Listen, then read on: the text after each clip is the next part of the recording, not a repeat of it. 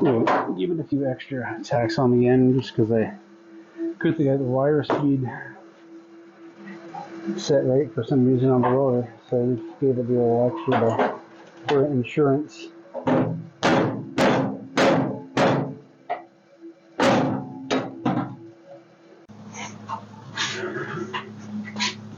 Alright, I'm just drilling pilot holes.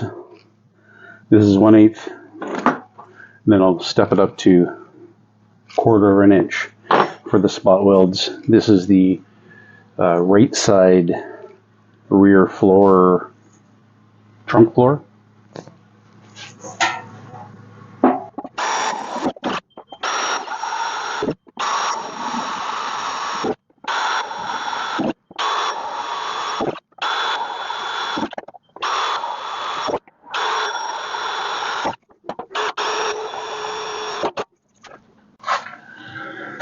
Okay, now the holes are drilled.